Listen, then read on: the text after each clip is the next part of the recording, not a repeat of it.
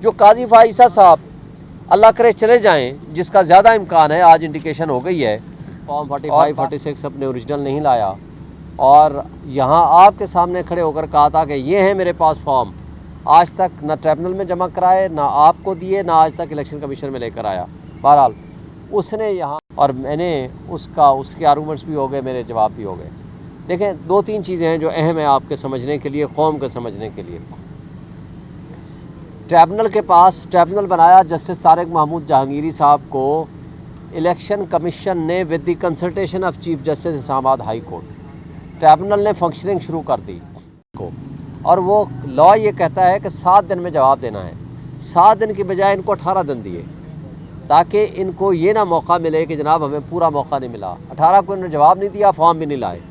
18 को इन्होंने कहा कर हमें टाइम दे दें, फिर इनको टाइम दिया 29 तारीख का। अब 29 तारीख को जब ये आए तो इन्होंने कहा कि जनाब नहीं, 20 तारीख को पहली दफ़ा पेश हुए, 20/5 को आकर के टाइम ले लिया कि जी हम अगली तारीख पे देंगे। फिर ये 29/5 तक टाइम दिया, 29/5 को भी इन्होंने नहीं जवाब जमा कराया। फिर अदालत ने इनको टाइम दे दिया 5 जून का। 5 जून का तक जवाब देने की बजाय ये 3 तारीख को यहाँ इलेक्शन कमीशन में आ गए, आकर कहा कि जी हमें इनसे बड़ा ख़तरा है कि क्योंकि हमसे ये फॉर्म 45 46 मांग रहे हैं, और आज भी यही बात यहाँ कह रहे हैं कि हमसे फॉर्म क्यों मांगते हैं, तो लिहाजा हमें इनसे बचाया जाए। और इन्होंने 2.5 महीने तक कोई जवाब नहीं दिया था। 2/7 को भी लगा, फिर 8/7 को भी लगा, और उस वक्त तक इन्होंने कोई जवाब नहीं दिया था। और यहाँ क्या हुआ कि 3 तारीख को इन्होंने एप्लीकेशन दी, 4 को इलेक्शन कमीशन ने उसको ना सिर्फ नोटिस कर दिया बल्कि साथ रिकॉर्ड मंगवा लिया, ताकि 5 को केस ही ना चले।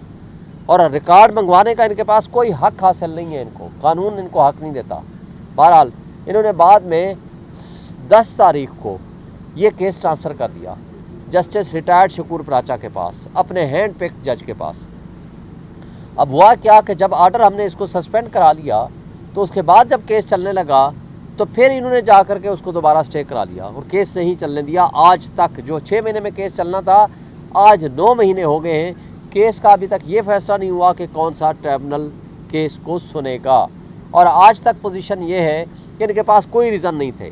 पहले कहते थे कि जज बायस है, आज वो वापस ले लिया कि जज मुतासिब नहीं है, बायस नहीं है। तो जब जज बायस नहीं है, कहते हैं अब हम अपना ग्राउंड तब्दील करके सिर्फ ये कहते हैं कि हमें जज के ऊपर एतमाद नहीं रहा। और क्यों एतमाद नहीं रहा कि जी वो केस को जल्दी चला रहे हैं। और केस को जल्दी वो क्यों चला रहे हैं? केस को चलाने के लिए लॉ ये कहता है कि 6 महीने में फैसला होगा। 2.5 महीने में तो इन्होंने जवाब जमा नहीं कराया, तो 6 महीने में फैसला कैसे होना था? तो लिहाजा अपनी बेईमानी को छुपाने के लिए वो शेल्टर ले रहे हैं इलेक्शन कमीशन ऑफ पाकिस्तान का। आपको पता है, इलेक्शन कमीशन को मैंने कहा कि आपको ऊपर हमारा इल्ज़ाम है, इलेक्शन कमीशन हमारा मुल्ज़िम है उस पिटीशन में, लिहाजा जिसके ऊपर हमारा इल्ज़ाम है कि करप्ट रिटर्निंग ऑफिसर्स की जो करप्शन थी आपने उसको शेल्टर किया है।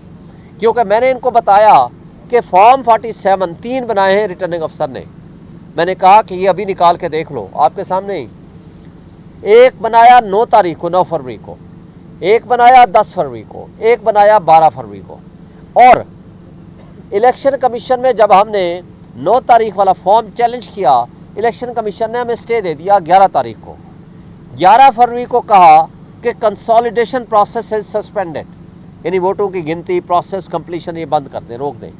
और रिटर्निंग अफसर ने ये लिख के दिया कि process of consolidation is postponed in compliance of the order of the ECP। अब दोनों ने लिख दिया, हम मुतमैन होकर घर चले गए। घंटे बाद में पता चला कि ये कठपुतली तारिक फजल वहाँ बैठ के उनके साथ रिकॉर्ड टेम्पर कर रहा है। हम वहाँ भागम भाग पहुँचे RO के पास, उसने कहा जी नहीं, हम आपको नहीं आने देंगे। हम इधर इलेक्शन कमीशन के पास आए, इलेक्शन कमीशन ने कहा ये कैसे कर सकते हैं, फ़ौरन ऑर्डर किया कि जी बुलाएं उनको। उन्होंने कोई जवाब नहीं दिया और वो कंटिन्यू रहा टेम्परिंग ऑफ द रिकॉर्ड। 12 तारीख का फॉर्म 48 और 49 है, और इन्होंने उसी दिन जब स्टे भी दिया, RO ने भी स्टे दे दिया, और अभी तक फॉर्म नहीं बने 48 49, इन्होंने 11 तारीख को नोटिफिकेशन कर दिया। आज भी जो एस्टेब्लिश रिकॉर्ड है, एडमिटेड रिकॉर्ड है, उसके मुताबिक फॉर्म 47 3 है, एक 9 फरवरी का, एक 10 का, एक 11 फरवरी का।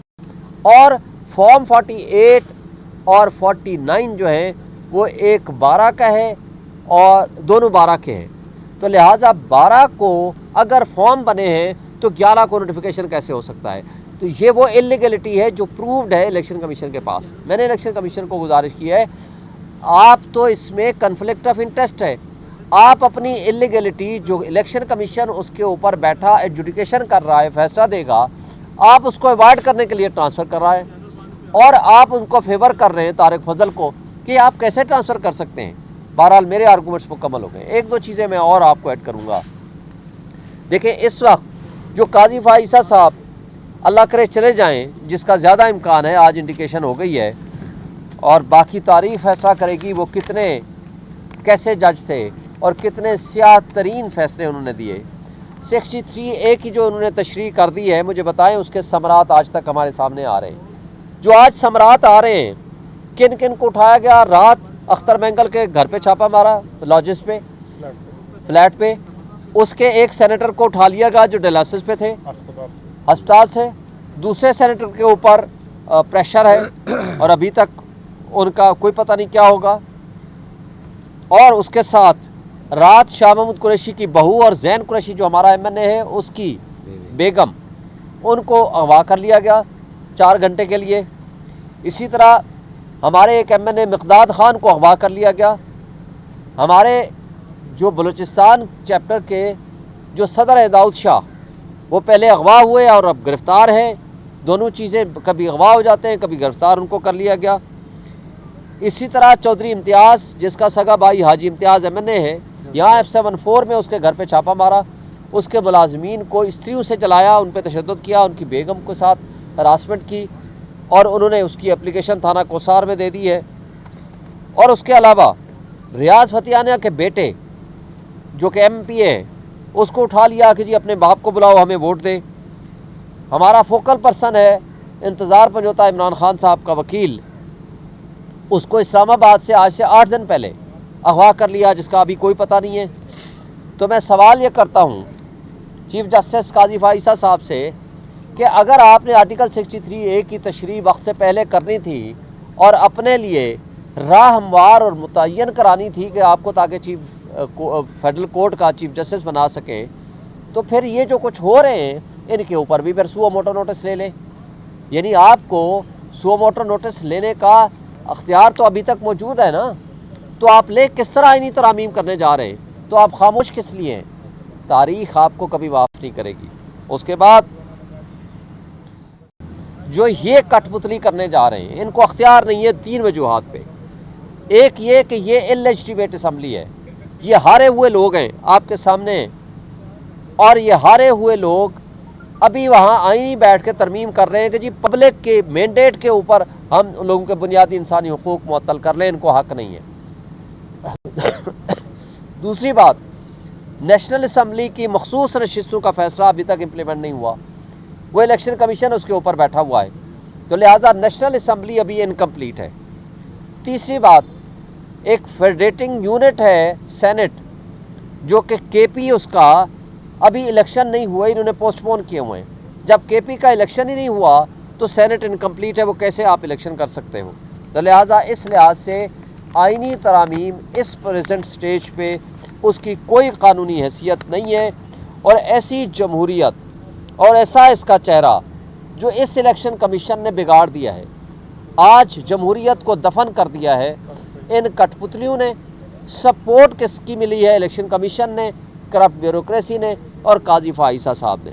और इस ज़रिए से इन्होंने जमहूरियत का चेहरा दागदार कर दिया। और जो इसके अंदर कानून और आइन की वायलेशन जिस तरह हो रही है, वो सब आपकी आंखों के सामने है। और आज जो पोजीशन है इस वक्त, मैं आपको कहना चाहता हूँ कि काजी फाइसा साहब के लिए है कि कुरान मजीद के अल्फाज है, व तो इज़्ज़ो मन तशा व तो ज़िल्लो मन तशा बेयादे कल खैर इन्नका अला कुल्लि शैइन क़दीर। आज जेल में बैठने वाला एक शख्स इमरान खान सबसे ज़्यादा बाइज़्ज़त है, इसलिए कि पूरी दुनिया में मुसलमान उसको अपना हीरो समझते हैं और बहुत सारे पाकिस्तानी अपनी जानें उनके लिए कुर्बान करने को तैयार हैं। और एक शख्स जो सबसे ज़्यादा बाइज़्ज़त कुर्सी पर बैठा है, काजी फाइसा साहब, वहाँ एक आम आदमी डोनट्स पे खड़े होकर भी उसको जो कहता है वो आपके सामने है। लिहाजा इज़्ज़त ज़िल्लत अल्लाह के हाथ में होती है, किरदार उसका तयन और फैसले करते हैं।